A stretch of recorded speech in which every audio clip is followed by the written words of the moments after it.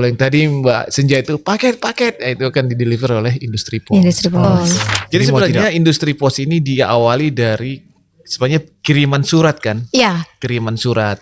Udah hampir 279 tahun nih. Wow. Tapi yang paling harus dipahami itu adalah bahwa pos, kurir, logistik itu. Ngomong kalau bisa ini juga nggak Pak? Mengantarkan jodoh juga nggak Pak ke depan rumah nih?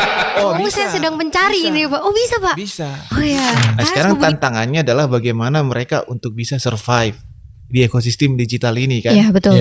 Makanya mereka harus juga mempunyai kemampuan untuk kalau convergent saya dengan. rasa sebenarnya kalau dari pemerintah tuh udah sangat bagus ya program. Benar nih, udah sangat bagus. Yang mesti dibenahi sebenarnya program-program tayangannya.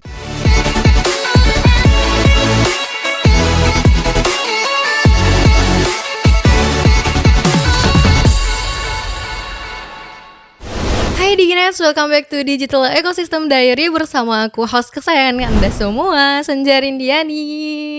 Kali ini aku gak sendiri, aku akan berduet dengan seorang guest star yang kabarnya habis keliling dunia dari Dubai, Amerika, Korea. Welcome guest star kita. Ngedrop ini. Kembali lagi bersama saya juga, host yang tidak terkenal, tapi disayang dong. Enggak, saya nggak mau disayang, tapi saya terus-menerus ingin mencoba menjadi viral.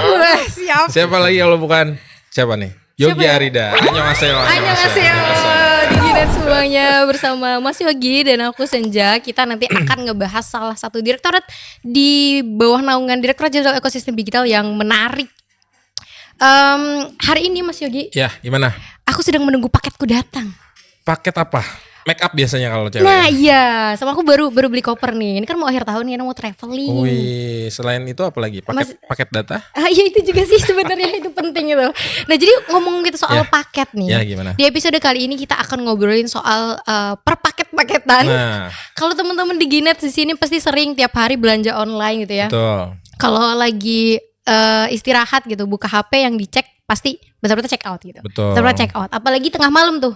Biasanya itu jam paling rawan cewek-cewek buat check out. Iya benar, sampai ngelindur juga bukannya itu ya.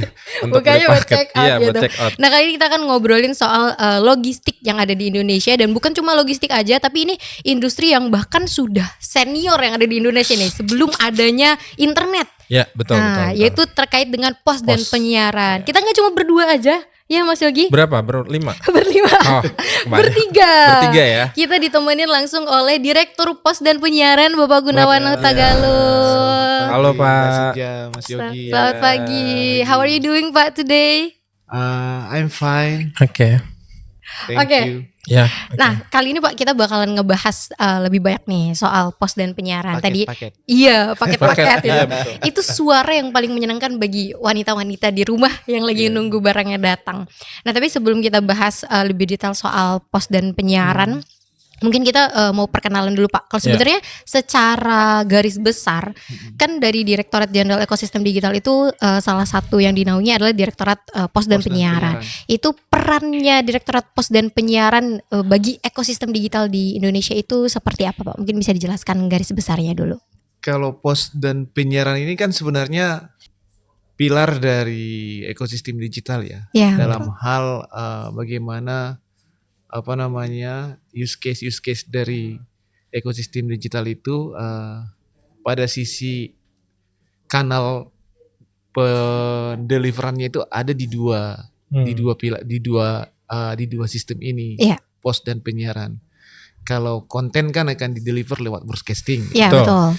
Kalau yang tadi Mbak Senja itu paket-paket, itu akan dideliver oleh Industri Pos. Okay. Jadi mau tidak mau memang bagian yang sangat signifikan untuk membangun user experience dalam ekosistem digital. Iya. Ya. Menarik sih Pak. Dan kalau misalnya saya dengar pos ya, Mas Yogi, itu yang saya ingat tuh dulu yang identik dengan pos adalah perangko. Iya, betul. Perangko. Dulu saya nggak ngerti Pak, perangko itu tuh apa. Jadi kayak Mbak Senja nggak pernah lagi buat surat cinta. Nggak pernah Pak. Nah itu dia, itu zaman orang tua saya Pak. Kita Gen Z Pak. Iya. Ya, beda ininya, zamannya. Iya. Kalau berarti kalau saya perhatikan berarti industri pos ini tuh sudah berkembang. Iya, dan itu dari lama banget kan berarti dari mengalami transisi dari perangko, ngirim surat kayak gitu ya. Sampai akhirnya sekarang membantu juga logistik nasional dan beralih gitu ya proses bisnisnya. Mungkin Pak Gunawan melihat perkembangan pos di Indonesia ini seperti apa, Pak? Ya, jadi gini ya.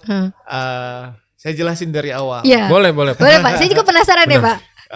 Paket-paket itu kan tadi saya sampaikan itu adalah di ujungnya yang menjadi experience-nya orang kan. Betul. Jadi sebenarnya industri pos ini diawali dari sebenarnya kiriman surat kan. Iya. Kiriman surat. Udah hampir 279 tahun nih. Wow. Industri pos ini. Jadi sebelum Indonesia merdeka udah ada. Udah ada. Saya kira pakai merpati, Pak. Enggak ya. Zaman dulu zaman Hindia jangan? Belanda, udah ada ya. Oke. Tapi kan kalau dulu kan yang diantar itu kan surat. Iya. Surat. Makanya kalau teman-teman lihat simbolnya pos dulu itu kan merpati. Oh iya benar, betul. merpati. Membawa surat kan. Iya. Tapi seiringan berkembangnya itu kemudian ada yang namanya letter contains goods. Letter contains goods itu artinya surat yang berisi barang. Jadi namanya small package istilahnya, small package. Jadi sebenarnya itulah layanan pos. Jadi layanan pos itu hanya surat dan small packet. Itu maksimumnya itu hanya 500 gram dulu. Jadi umpamanya di surat itu dimasukkan juga hadiah-hadiah kecil ya. Ini souvenir. Nah itu. Tapi seiring berkembangnya transaksi ekonomi, maka orang akan berkirim paket. Seperti Mbak Senja tadi bilang tadi itu berkirim paket. Zaman dulu kan belum ada e-commerce. Betul. E-commerce hanya dari toko atau dari orang. Itu yang disebut dengan paket ya. Paket. Nah paket itu. Nah pada saat disitulah dilakukan deregulasi dari layanan pos. Deregulasi layanan pos ini dilakukan deregulasinya, maka orang selain PT Pos, orang bisa mengirim paket. Jadi maka lahirlah penyelenggara-penyelenggara pos yang memang tidak mengantar surat. Tapi dia mengantar paket. Namanya itu industri kurir. Jadi makanya pos itu sekarang juga akhirnya berkembang menjadi industri kurir. Yang dikirim paket. Tadinya paketnya berapa? Ya nggak ada batasan. Tadinya hanya sampai dari 10 kilo naik ke 20 kilo. Sekarang naik 50 kilo. Nah, itu paket itu di situ. Jadi kalau disebut apakah penyelenggara pos sama dengan penyelenggara kurir? Tidak. Oh, tidak. Karena tadi penyelenggara pos itu hanya menyelenggarakan pengiriman surat dan paket kecil. Nah, sekarang mengerti kan? Beda kan? Jadi penyelenggara kurir inilah yang menyelenggarakan paket sampai dengan berat 50 kilo. Tapi jangan salah, ini biar teman-teman paham. Iya Pak, betul Pak, ini penting nih. Buat Diginet ya. Ini penting buat Diginet. Nah penyelenggara kurir ini adalah mengantarkan kurir dari titik pengumpul ke rumah. Jadi seperti kalau sekarang ini kan ada teman-teman kurir yang bawa motor kan itu teriak di depan rumahnya Mas Yogi tuh. Paket. Betul. Itu mereka. Nah, untuk mengantar paket ini umpamanya paket dari Surabaya ke Jakarta. Tentunya paket ini kan tidak dikirim satu-satu, satu dari sana kan enggak. Tapi di Surabaya dikumpulin dulu benar. Baru setelah dikumpulkan dibawa ke Jakarta. Nah, yang mengumpulkan dari Jakarta ke Surabaya itu akan menjadi sifatnya kargo. Kargo darat atau kargo laut atau kargo udara. Kargo darat dan kargo udara inilah yang disebut sebagai layanan logistik. Layanan logistik. Jadi akhirnya apa? Penyelenggaraan pos yang diatur di sini sekarang itu berkembang dari layanan pos, layanan kurir, layanan logistik. Bisa dibilang kalau dalam ruang lingkup itu bahwa penyelenggara pos ini adalah layan dari pengiriman barang dan jasa, bukan Pak? Ruang lingkupnya beda ya? Bukan, ini hanya barang. Barang. Kalau jasa kan, saya umpamanya jasa itu kan tidak sifatnya barang kan, ini hanya jasa. Hanya jasa. Tapi yang paling harus dipahami itu adalah bahwa pos, kurir, logistik itu berbeda. Berbeda. Tapi satunya itu dalam hal apa? Satunya itu dalam hal rantai pasok. Oh ya, rantai pasok. Jadi tiga-tiganya itu disatukan dengan sistem rantai pasok. Tapi berarti dia sifatnya mengantarkan barang ya Betul, Pak Mengantarkan barang kepada mengantarkan customernya customernya. pelanggan. Iya. Kalau Oke. ngomong kalau bisa ini juga nggak Pak? Mengantarkan jodoh juga nggak Pak ke depan rumah nih Pak? Oh, Oh, bisa. saya sedang mencari Bisa. ini Pak. Oh bisa Pak. Bisa. Oh ya, bisa. harus ngubungin ke siapa nih Pak Iya. biar dianterin depan Nah, rumah? nanti kita minta kita minta salah satu penyelenggara kurir kerjasama dulu dengan Biro Jodoh. Oh, iya, siap. namanya Posdoh. Posdoh ya, benar. Program baru nih. Jadi Program supaya, baru. Enggak, supaya one stop service kan. Bener. Iya. Setuju. Setuju. Setuju. Catat. Setuju. Kayaknya Mbak Senja ini bersemangat sekali ngomong gitu. Wah, saya semangat nih kalau udah ngomongin teman hidup. Ya. Menarik sekali sih Pak ngomongin industri pos tadi gitu karena apalagi di era sekarang itu saingannya banyak kayak gitu ya Pak. Saingannya banyak. Kemudian juga industrinya juga berkembang. Bahkan baru banget kemarin Pak saya beli barang dari luar negeri dan itu yang nganterin sampai di depan rumah ternyata dari PT Pos ya. Ketika sampai di Indonesia itu lewat foto PT Pos kayak gitu. Dan nama pos itu sendiri tuh sebenarnya nggak asing bagi kami dulu yang masih kecil kayak gitu. Cuma dulu kita nggak ngerti. Apalagi tadi soal perangko. Ternyata kan sekarang masih ada yang pakai nggak sih Pak kalau perangko itu? Masih ya? Masih. Oh masih. Masih. Nah itu dulu saya pernah dapat surat gitu Pak dari kementerian kayak gitu antar ke sekolah karena habis ikut kegiatan kayak gitu. Terus ada tempelan gitu di depan suratnya. Saya dulu bingung. Ini apa? Ini namanya Perangko. apa? Iya, ternyata itu perangko. Bahkan kalau nggak salah ada hari peringatan perangko Iya. juga ya Pak. Iya, iya. Ada. Itu akhirnya sampai sekarang kita masih merawat budaya dan perangko itu juga Pak sampai sekarang. Oh iya, jadi teman-teman Mbak Senja dan Iya. Mas Yogi ya. Di kita itu perangko tidak hilang ya. Karena sampai sekarang saya sampaikan tadi. Jadi kalau layanan pos tadi Iya. itu, layanan surat itu memang hanya satu penyelenggaranya, Oh. Pos Indonesia. Pos Indonesia. Oh ya, oke. ya. Jadi Pos Indonesia. Iya, Jadi iya. kalau umpamanya ada penyelenggara kurir yang mengantar dokumen, Iya. itu bukan Pos. surat. Oh, ya, bukan surat. Mm-mm. Tapi kalau surat itu memang hanya Pos Indonesia. Iya. Nah, untuk membayar biaya kirimnya itu, maka namanya ada alat pembayaran, Mm-mm. yaitu perangko. Perangko. Oh, perangko. Maka kan ada nilainya. Ya, ada Iya nilainya. benar, iya benar-benar Ada ada nilainya. pokoknya. Betul, Iya, betul, iya. betul. Mm-mm. Tapi perangko ini tidak hanya juga fungsinya alat pembayaran, Iya. kan juga dikoleksi. Oh iya Yang benar. mengkoleksi itu namanya filateli. Filateli. Ya, betul. Jadi sampai sekarang setiap tahun kita masih menerbitkan seri perangko tiap bulan. Oh. Nah, tapi yang diterbitkan itu adalah bagian-bagian dari merekam sejarah, Merekam Betul. sejarah. bagian dari edukasi, Iya. flora, fauna. Iya. Iya. Jadi kalau yang ditempel di surat Iya. itu perangko. Iya. Kalau yang ditempel di mading itu Apa? prakarya.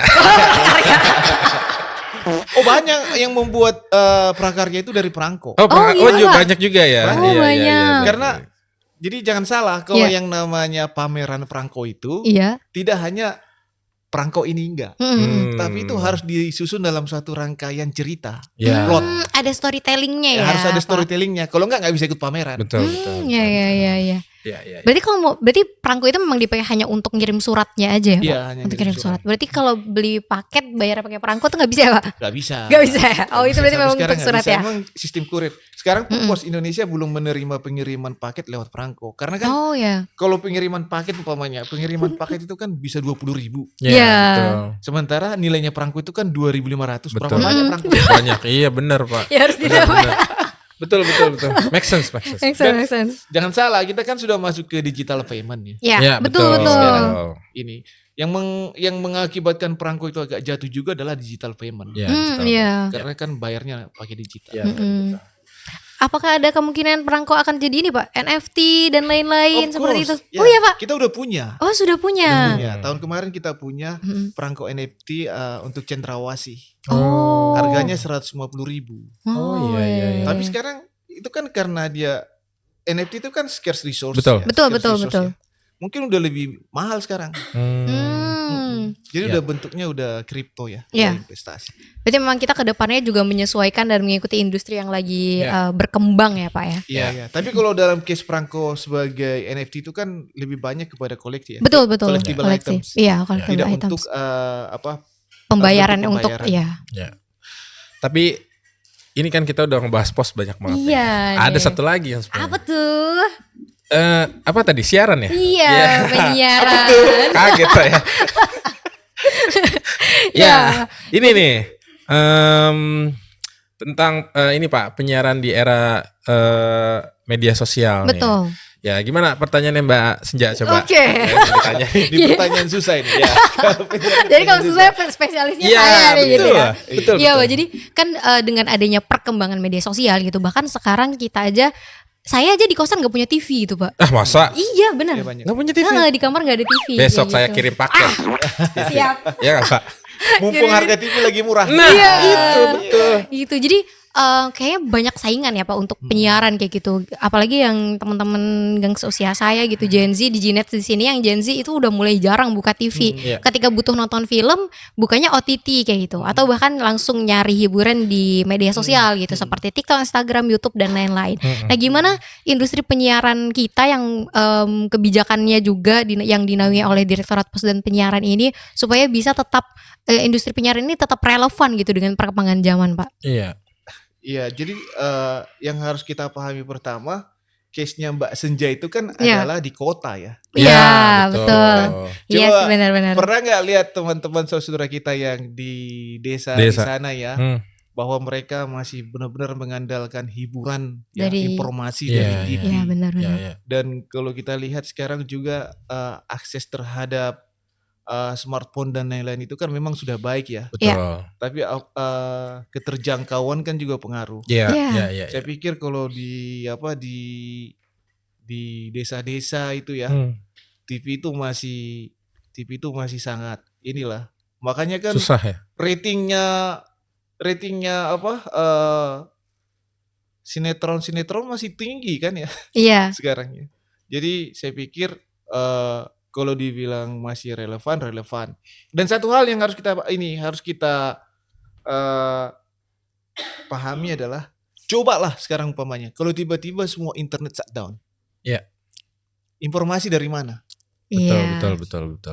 Ya, jadi Benar-benar. benar kalau pemerintah itu akan benar-benar menjaga keberlangsungan dari TV dan radio ini. Nah, sekarang tantangannya adalah bagaimana mereka untuk bisa survive di ekosistem digital ini kan. Iya, betul, Iya. betul. Makanya mereka harus juga mempunyai kemampuan untuk konvergen dengan media digital itu sendiri. Iya. Iya. Jadi itu penyebabnya kita di ekosistem digital ini mendorong teman-teman ini untuk mengadop teknologi-teknologi yang konvergen. Iya. Iya. Kalau mungkin Mbak Senja sama Mas Yogi pernah dengar yang namanya IBB ya, Integrated Broadcast Broadband ya, Hybrid Broadband itu. Iya. Sebentar lagi akan dimungkinkan juga yang namanya generasi kelima broadcast. Oke, apa itu, Pak? Di mana teman-teman akan bisa menonton TV di smartphone. Oh, siaran TV yang sama Iya. tapi dari HP. Iya, tanpa menggunakan Tanpa data. live streaming ya. Tanpa data. Iya, tanpa data. Oh, tanpa data. Iya, nanti akan ada smartphone itu akan terkoneksi dengan frekuensinya TV Iya. dan bisa ditonton. Kalau saya Oh. rasa sebenarnya kalau dari pemerintah tuh udah sangat bagus ya program. Benar nih, Iya. udah sangat bagus. Yang mesti dibenahi sebenarnya program-program tayangannya aja sih yang Iya, beralih iya, sebenarnya iya, itu iya. sebenarnya itu sih Iya, sebenarnya iya. kuncinya. Karena kalau dari tadi terobosan-terobosan sih itu sebenarnya memudahkan masyarakat untuk melihat informasi Mengakses, ya, mengakses benar-benar. berita-berita sih. Itu sih Iya, menurut aku benar-benar. sih. Tapi benar sih, Pak. Saya juga tumbuh dan besar di daerah yang bisa dibilang daerah 3T gitu di Kalimantan Barat. Nah, di situ memang saya ngalamin TV pakai parabola sendiri kayak gitu. Kan Oh, kalau iya. di sini kan biasanya pakai penyelenggara yang bayar kayak gitu ya, pakai antena gitu. Terestrial namanya. Iya, pakai. Terus saya di rumah itu pakai parabola, kalau hujan deras ya udah hilang semua siarannya. Sampai sekarang masih pakai parabola. masih sampai sekarang masih. Karena pakai kayak gitu. satelit. Iya, pakai satelit. Jadi ada kayak gitu. redaman istilahnya. Iya, kayak gitu dan tapi memang benar bahwa untuk saat ini siaran TV tuh kasusnya di daerah tuh masih sangat dibutuhkan Oh, iya, sekali iya. gitu. Iya, iya. Dan itu jadi sumber Hiburan. informasi benar. utama dan juga hiburan Ya, ya. dan pemerintah juga berkepentingan. Betul. Kenapa? Seluruh informasi pembangunan, informasi pendidikan, ya, Iya. itu kan bisa mereka terima lewat televisi. Betul, Betul. betul. Apalagi setahu saya tahun 2026 ini Piala Dunia akan ditayang Wih. oleh TVRI. Oh Iya, iya. Mm. Wow, bisa Betul, nonton betul, di betul. situ ya. Iya, bisa nonton di situ. Betul, betul. Menarik. Nah Pak, kemarin kan kita udah sempat ada program dari Kemkomdigi juga kalau nggak salah itu terkait dengan migrasi siaran digital. Ya Pak, nah mungkin bisa diceritakan juga Pak, manfaatnya untuk masyarakat itu apa sih Pak dengan migrasinya penyiaran ini menjadi siaran digital? Ya jelas kalau di sisi masyarakat kan dengan adanya siaran digital ini, itu kan terestrial ya. Betul. Terestrial itu kan yang pasti kualitas akan jauh lebih baik Lebih ya. baik. Dan juga mungkin diversifikasi konten akan jauh lebih baik. Ya. Karena satu penyelenggara MOOCs itu akan ada beberapa penyelenggara siaran di sana. Ya. Iya, betul. Jadi sangat baik, akan pasti sangat baik. Masyarakat akan menerima dengan baik ya. Cuman kan tantangannya itu adalah sejauh mana kemampuan tadi para penyelenggara penyelenggara siaran ini Ya. bisa menganalogkan semua wilayah siarannya kan. Iya, betul. Nah itu karena kan balik lagi tadi seperti ini bilang Mbak Senja sama Mas Yogi. Karena apa sih yang mengakibatkan teman-teman penyelenggara siaran ini di media digital ini terpengaruh, Iya. terdampak. Karena kan mereka ini kan hidup dari iklan kan. Betul. Iya. Betul, Hidup betul. dari Setuju, iklan. setuju, Benar-benar. setuju. Hidup dari iklan, sementara iklan ini mulai shifting ke media Media digital. Iya, digital. benar, Iya, benar. betul. Mau betul. tidak mau ya mereka harus juga mengarah ke sana. Mm-mm. Tapi harapan kita mereka tidak memperlambat, tidak juga mengurangi kemampuan mereka untuk menyebarkan siaran digital ini. Iya. Perannya Direktorat Pos dan Penyiaran dalam hal pos dan penyiaran ini tuh lebih ke regulasinya ya Pak? Atau mendukung program untuk pengembangan industrinya juga Pak? Ya kita sekarang lebih banyak bekerja untuk mendukung pengembangan kedua sektor ini Iya. kan. Semisal umpamanya sekarang kalau di pos, tadi saya sampaikan pos itu kan surat dan paket kecil. Paket kecil. Yang itu diselenggarakan oleh Pos Indonesia. Iya. Betul. Bagaimana kita memastikan Pos Indonesia transformasinya berjalan dengan baik. Iya. Kita fasilitasi mereka. Dan jangan salah loh, Pos Indonesia itu adalah satu-satunya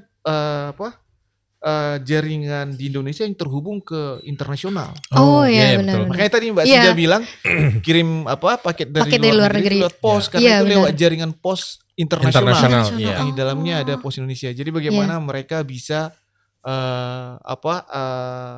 terkoneksi ke jaringan internasional itu dengan baik. Iya. Karena jaringan internasional kan juga berkembang digitalisasinya. Iya. Untuk penyelenggara kurir kita kan harus memfasilitasi teman-teman ini untuk lebih efisien ya. Iya. Kalau teman-teman tahu sekarang ini kita punya hampir 740 penyelenggara kurir. Bukan hanya yang sering lewat di rumahnya Mbak Senja itu aja. Iya. Nah tapi ini kan tidak efisien nih. Iya. Nah sekarang kita dorong mereka efisien lewat berbagai skema-skema konsolidasi.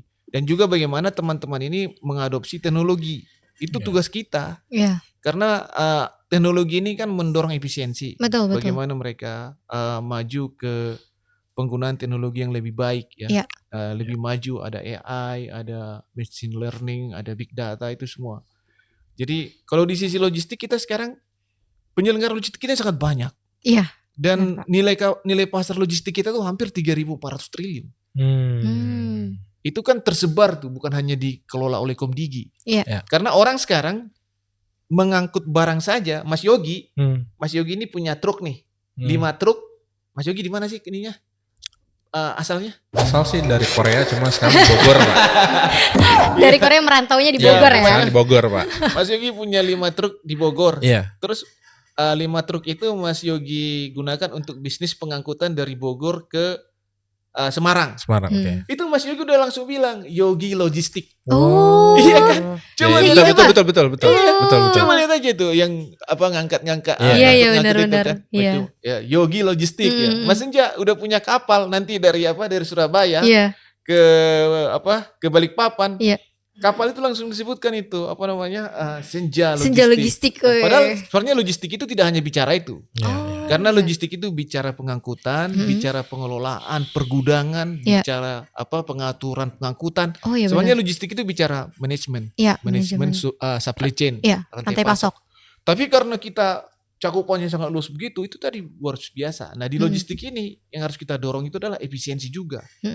Karena apa? Kita berhadapan dengan biaya logistik yang tinggi. Iya. Biaya logistik kita itu sekarang mungkin dulu kita sempat di 24%. Iya. Sekarang kita di 14%. Jadi biaya logistik kita itu 14%. Mbak Senja sama Mas Yogi, tahu nggak artinya biaya logistik itu 14%? Belum tahu nih Mas Saya Yogi. belum tahu. Belum tahu Saya kan? belum tahu. Iya Nih. belum tahu Pak. Jadi kalau tadi paketnya Mbak Senja datang, Iya. paket gitu kan. Itu Mbak Senja umpamanya bayarnya berapa? Paket lah umpamanya paket kosmetik umpamanya Iya. 200.000 ya. Ya. Berarti di harga 200.000 itu ada 14% biaya logistik. Oh, komponen biaya logistik, Iya, kos logistiknya iya, ya. itu yang membuat apa? Produk kita tidak kompetitif. Iya, Kalau jadi lebih umpamanya mahal iya, harganya. jadi lebih mahal. Padahal kalau umpamanya biaya logistik kita di angka 8%, dia Iya. udah turun tuh Benar, harganya benar, kan. benar. Nah, itu yang sekarang kita coba tekan dengan Iya. berbagai mana. Kita memperkenalkan yang namanya agregator logistik, Oke. ya kan. Terus kita memperkenalkan yang namanya konsolidasi logistik. Iya. Kan. Oke.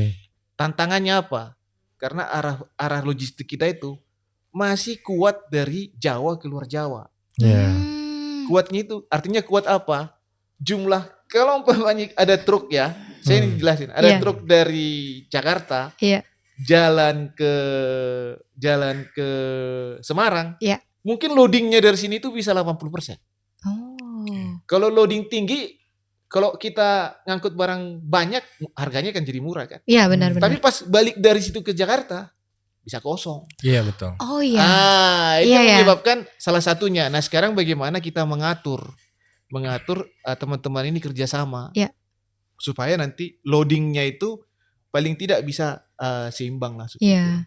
Jadi di sini tuh kita tidak lebih mengedepankan regulasi ya. Kita mengedepankan bagaimana kita memediasi, memfasilitasi lewat berbagai intervensi yang kita lakukan. Iya. Berarti strateginya bikin program-program supaya biaya logistik di Indonesia semakin efisien Iya, iya. sehingga bisa mendorong pertumbuhan industrinya juga ya Pak ya. Sama juga di penyiaran. Di Iya. penyiaran saya kita kan lebih mendorong bagaimana teman-teman ini nanti tadi tuh bagaimana mereka mengadop media konvergen yang digital tadi itu Iya. supaya mereka mempunyai ekosistem digital yang lebih baik. Iya. Bagaimana mereka menggunakan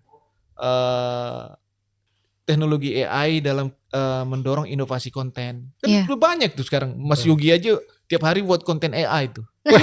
Generatif. Ya, Coba dibuka chat GPT ya. Enggak, betul. Makanya tadi yang saya mungkin singgung sedikit ya Pak. Berarti penyiaran ini kan bukan hanya soal TV, tapi soal informasi yang kita dapat. Karena Iya. tadi kebanyakan kita kan kenapa sih kita beralih ke YouTube ya? Karena informasi-informasi yang atau tayangan-tayangan yang kita lihat ini agak menurut anak-anak Gen Z kurang menarik, makanya mereka beralih ke Digital ya. digital gitu, ke YouTube, media sosial dan yang Media lain-lain. sosial. Itu sih, ya kan Pak ya? Ya tapi apa kelebihannya penyiaran dibandingkan dengan media digital di satu sisi? Kelebihannya Pak, Iya. menurut Saya kita sebagai penerima informasi Oke. Iya. bahwa di penyiaran itu hampir terkurasi kontennya kan. Oke, Karena ada betul. lembaga pengawasnya. Oh iya Ya, benar, iya, benar, betul, benar, betul. Ya benar. kan? Ada lembaga Kalau di pengawasnya. media sosial, wah. Enggak, iya Iya. betul Pak. Nggak ada Nah yang disitulah memfilter. sebenarnya kita menginginkan bahwa informasi yang diterima masyarakat itu terkurasi dengan baik. Iya. Setuju. Dan kalau di media sosial kan yang mengatur kan moral dan etika kan. Betul, Iya, betul. Kalau di penyiaran kita punya lembaga yang bagus namanya KPI. KPI, betul. Itu untuk memastikan siaran-siaran di Indonesia sesuai dengan koridor dan yang didapat Iya, iya. masyarakat itu yang memang substantif dan penting untuk diketahui Iya, ya Pak ya. Menarik Mas Yogi mau bertanya apa nih? Kayaknya dari tadi kayak menyimpan Enggak, pertanyaan. Enggak, saya nunggu Mbak Senja nanya aja. Tapi kan apa yang disampaikan oleh Pak Gun ini informasinya sangat menarik dan hal baru gitu buat Iya. saya. Jadi kayak saya oh gini, oh gitu. Banyak hal baru ya. Saya juga baru tahu Iya. tadi. Ada yang Perangko, 14% biaya logistik, tadi. ya kan 14%. Iya, 14%. Target baru kita tahu. berapa Pak? 8% tadi atau 8%. Oh 8%. Itu di tahun 2045 kita harus mencapai 8%. 8%. Karena pertumbuhan ekonomi kita sesuai dengan arahan dari Pak Presiden kan harus 8%. 8% betul. Itu nanti 8%. Tapi 8% itu mungkin kalau Jepang itu sekarang di bawah 8% ya. Oh. Singapura pun di bawah 8%. Jepang lah umpamanya 8%. Tapi kan angka itu sangat signifikan loh. Iya. 1% dari harga barang 1 juta coba. Iya, Udah signifikan. 10.000. Ya. Betul. Iya, signifikan. Menarik. Benar, betul. Penasaran apa lagi nih Mas Yogi? Apa ya? Cuma mungkin tadi kita udah banyak nanya juga kali ya. Sekarang mungkin aku pengen tahu aja gitu Pak, harapan ya. Iya, betul. Harapan apa sih harapan DJD untuk sektor pos dan penyiaran ini gitu Pak saat ini gitu. Dan peluang-peluangnya Dan Pak. Tadi kan kita udah bicara Oh, soal iya. tantangannya kayak gitu Jadi, kan. Mbak Senja dan Mas Yogi ya, DJD ini kan organisasi yang memang outcome-nya itu harus mengarah ke digital ekonomi. Oke. Jadi sekarang digital ekonomi kita itu kontribusinya kepada ekonomi kita itu di angka 8% saya lupa ya. Iya. Nanti kita harus mencapai berapa persen di 2029. Pokoknya kita harus mencapai 25%. Maka DJED inilah sebenarnya yang akan berfungsi sebagai engine untuk mencapai ke sana. Iya. Nah, kalau dalam koridor seperti itu, maka kami di pos kurir logistik dan penyiaran ini harus arahnya ke sana. Iya. Nah, tadi saya sampaikan di mana peran kami kayak gitu kan. Kalau pos logistik ini sekarang menopang e-commerce loh. Iya betul. Oh, iya. Setuju banget Pak. Iya. E-commerce ya kan, Iya. e-commerce. Kalau GMP-nya e-commerce kita itu mungkin sekarang udah hampir sampai di 500 triliun Iya. menurut saya. Oke. Gitu. Nah, itu tuh kan itulah perannya kami. Nah, kami itu bagaimana sekarang membuat pos ini, kurir logistik ini memang benar-benar bisa berkontribusi untuk mencapai target digital ekonomi itu. Digital Jadi- ekonomi. Jadi di situ. Nah, berapa kontribusi dari pos kurir logistik ini nanti ke digital ekonomi ini? Itu harus bisa kita hitung. Oke. Harus kita hitung. Jadi harus ada target-target yang harus kita susun sampai nanti di 2029. Ya. Kan ini 2029. Ya. Nah, bagaimana dengan di broadcast? Di broadcast ini kan juga ada fungsi ekonominya. Betul, betul. Ada fungsi ekonominya. Nanti bayangkan nggak kalau umpamanya broadcast ini udah masuk ke platform yang namanya HBB tadi itu. Iya. Ya. HBB itu kurang lebih seperti Google di TV loh. Oh. Di situ akan banyak fitur, akan ada e-commerce, akan Iya. ada ini gitu loh. Ya, apalagi nanti kalau ada 5GB. Makanya kita sekarang lagi berusaha keras bagaimana kita mulai mengadopsi teknologi konvergen di penyiaran ini. Jadi ke sana. Tapi memang kalau di broadcast kan ada fungsi sosialnya. Betul, harus, betul. harus kita pertahankan. Iya. Jadi kalau dalam case-nya penyiaran, di samping memang kita dalam koridor digital ekonomi tadi itu Ya. ada fungsi penyiaran. Iya, Seperti betul. yang sampaikan tadi itu, coba kalau internet ini tiba-tiba putus, Iya, benar. gimana? Iya. Bisa nggak Mas Yogi podcast di internet putus? Nggak Waduh, bisa. nggak bisa Nggak bisa. dong. Nggak bisa. Di Ginas nggak bisa ngeliat wajah Wajah saya. gantengnya Mas Yogi kan kalau Saya nggak ada mah internet. Bener, ganteng saya mah. Jadi itu penyebabnya saya sampaikan tadi, pos logistik dan kurir serta penyiaran ini pilar di ekosistem. Pilar. Benar. Setuju sih Pak. Itu kan kita tadi bahas, berarti tantangannya itu sebenarnya yang besar adalah bagaimana kita meratakan infrastruktur yang ada di Indonesia juga supaya bisa mendukung Iya. efisiensi biaya logistik Iya, kayak gitu ya Pak. Dan juga sebenarnya peluangnya kalau saya lihat dari cerita Bapak tadi, berarti peluangnya juga salah satunya karena warga kita ini termasuk konsumtif dan mau membeli barang dan lain-lain gitu, sehingga pergerakan perekonomian di Indonesia juga jalan kayak gitu dua Pak. dua sisi. Oh ya, gimana Pak? Kan pertumbuhan ekonomi itu kan dimulai dari ada 3 hal kan. Ada investasi, konsumsi, produksi kan gitu. Ya. Kita ini bergerak di konsumsi dan produksi. Jangan Ya. salah loh ya, jangan salah bahwa paket-paket itu tidak semuanya paket konsumtif. Oh ya. Iya kan? Itu kan banyak juga untuk paket produksi. Oh Dia- ya, dia- bahan mentahnya ya Iya, Pak. itu namanya supply chain sebenarnya. Ya, supply rantai chain pasok. betul. Jadi tidak juga. Kalau dibilang logistik itu paket kurir itu semua konsumtif, beli Oh, barang iya. enggak juga. Enggak. Iya, Kadang benar. ada yang isinya ular tiba-tiba ada. Ada. Sekarang bayangkan ya, Ikan cupang ya isinya. bayangkan sekarang ini yang dikirim itu tidak hanya benar Mas Yogi, Iya. bukan hanya yang mati, Iya, yang iya. hidup. Iya, orang beli burung kenari aja Iya. sekarang bisa dipaketkan Iya, ya. iya, Saking iya, ininya. menarik. Tapi kan ada juga orang yang beli bahan-bahan untuk penangkaran. Iya. Ya, benar. Jadi tidak hanya Oh iya, itu konsumsi benar dan Pak. produksi. Ya itu membuka pikiran saya Pak. Dari tadi tuh saya ngobrol ini tuh di pikiran saya masih logistik tuh hanya yang yang ke customer aja kayak Oh, gitu. enggak. Ternyata memang besar di Padahal tadi Mbak supply Senja chain kan udah tadi. ngomong Iya. pengen dikirim jodoh. Iya. Nah, itu kan bisa, Iya. ya kan? Posdoh namanya. Halo Pos Iya, Indonesia, itu kan bagian dari produksi kan? Betul, Pak. Bagian dari Setuju. produksi. produksi pasangan teman hidup ya. Bagaimana? Coba minum Menarik, dulu ya, menarik. nggak apa-apa. Produksi keluarga ya kan? Menarik. Oke, nah ini Pak, selain pertanyaan dari saya dan Mas Yogi, ternyata Diginet juga antusias pengen tahu soal Direktorat Pos dan Penyiaran. Ya. Ada pertanyaan apa nih Mas Ada Yogi nih, dari Pak, Diginet? pertanyaannya. Saya belum Kalau namanya masih no name. Susah-susah nih kalau nih. Di sini namanya kita rahasiakan, Pak. Ah, iya. Karena kan nggak boleh ya, Pak ya. Kita menjaga kerahasiaan ya. Jaga privasi ya. Privasi. Perlindungan Oke. data pribadi. Nah, Betul. itu maksud saya tadi. Kelibet ngomongnya. Yang pertama, Pak. Pos sekarang udah bisa kirim paket. Kapan bisa kirim mantan biar nggak balik lagi? Selain ngirim jodoh, pengen ngirim mantan juga ya. Iya. Ini kayak Buang yang manajer jauh saya gitu. ini yang komen. Kalau mantan jangan dikirim kembali. Nah, harus dibuang jauh-jauh. Yang Iya. lalu biarlah berlalu kan, Iya. Pak? Kita- Mulai lembaran baru. Nah, Oke. Langsung naik kereta senja. Saya setuju sama Bapak. Mantan dikirim balik. Kirim Ngapa? kembali. Kita lewat, Pak. Lewat. Dia nggak move on deh. Nggak move on. Ini nomor 2, Pak, ada. Bagaimana strategi modernisasi layanan pos agar tetap kompetitif di era digital? Soalnya kalau pos bisa sekeren aplikasi ojek online, anak muda pasti makin betah kirim paket, bukan cuma kirim stiker WA. Gimana tuh, Pak? Iya, jadi semua sekarang sebenarnya penyelenggara pos ini punya aplikasi. Ya. Oke.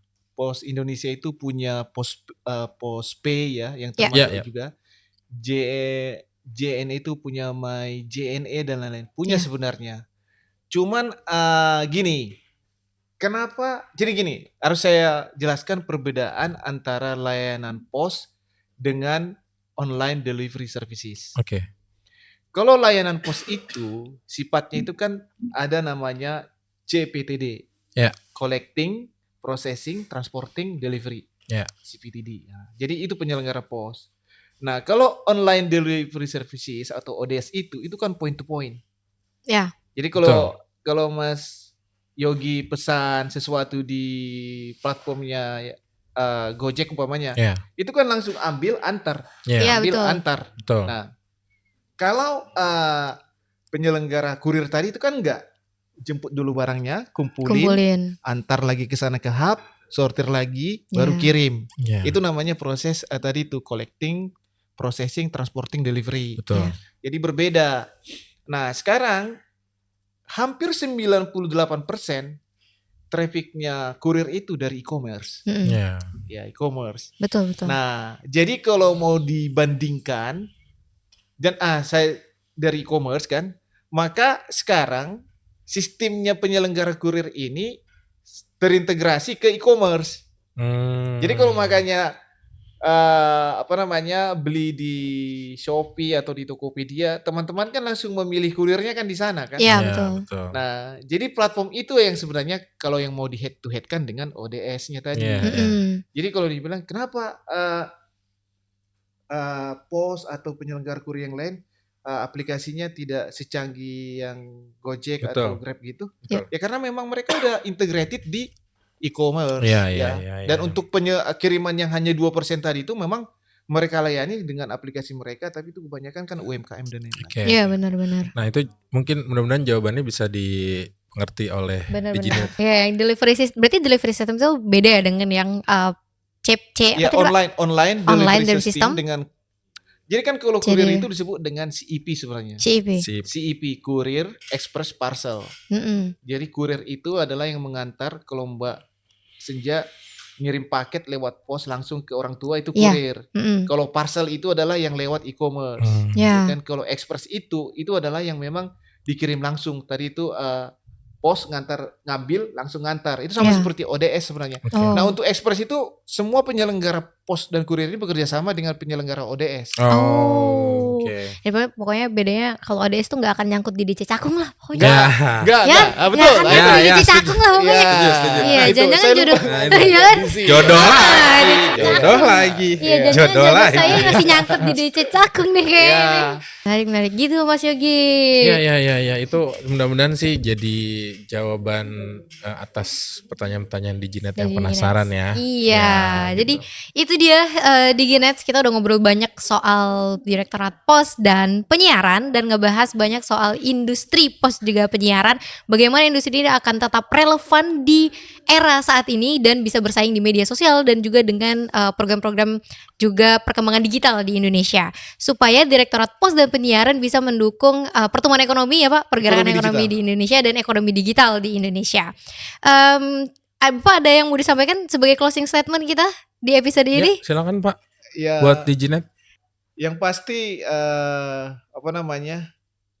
peran serta dari young generation di industri ini tetap dibutuhkan ya. Karena adopsi dari teknologi juga tadi kan dibilang industri yang udah lama sekali gitu ya. Iya, Tapi industri ini butuh juga sentuhan dari young generation ya. refreshment Digital, dan ya. penyegaran-penyegaran ya Pak. Banyak teknologi yang yang advance yang akan diterapkan AI, machine learning, big data. Iya, Nah di situ butuhkan. Nah sekarang juga banyak sekolah-sekolah logistik ya yang khusus untuk membahas teknologi-teknologi baru. Dan jangan salah juga di penyiaran ya.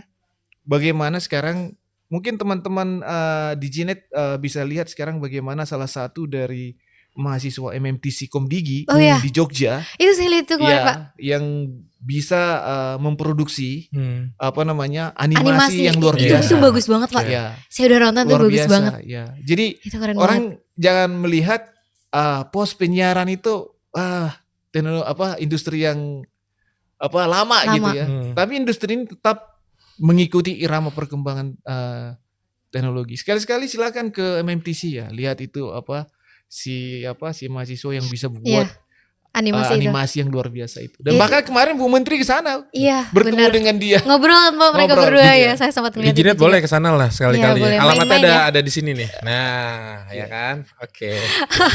Terima kasih banyak terima kasih, Bapak terima kasih, Gunawan terima kasih. sudah menemani kami untuk ngobrol banyak Ya. soal Direktorat Pos dan Ya, penyiaran. terima kasih, Semoga sama-sama. kedepannya kita yang generation Gen Z dan teman-teman bisa melakukan refreshment dan penyegaran, Betul. terutama di industri penyiaran. Teman-teman yang punya animasi, mungkin kita kedepannya bisa kolaborasi ya dengan program pemerintah Betul, supaya tetap industri pos dan penyiaran ini terus berkembang di Indonesia. Mungkin itu aja dari Mas Yogi, ada yang mau disampaikan? Jangan lupa follow IG kita. Iya benar. Di mana? djd.comdg. Nah, Bukan cuma IG aja nih, ada Ada X juga. X juga. Terus ada Facebook juga. Facebook juga. Ada kita nanti tayang di YouTube juga. YouTube juga. Nah, jangan lupa subscribe, like dan Follow, komen, Komen, ramein, benar, share semua benar, kontennya. Kita ramein podcast Digital Ecosystem Diary ini. Untuk menutup episode kali ini ada yang beda nih. Aku mau pantun nih Mas Yogi. ya jangan. Aduh kaget juga nih tiba-tiba mau pantun. Silakan. Ya, oke. Mbak Senja. Tadi malam habis begadang, Cakep. bangun pagi langsung minum kopi. Cakep. Artinya Mas Yogi dong. Lanjutin. Kalau ada umur yang panjang, Cakep. boleh kita podcast lagi. Asik. Terima kasih banyak Diginas yang udah nonton podcast Digital Ecosystem Diary. Saya Senjari Niani. Saya Yogi Arida. Kami pamit undur diri. Sampai ketemu di episode berikutnya. Bye. Bye. Terima kasih banyak. Yo, Pak sama-sama. Gunawan. Terima kasih banyak.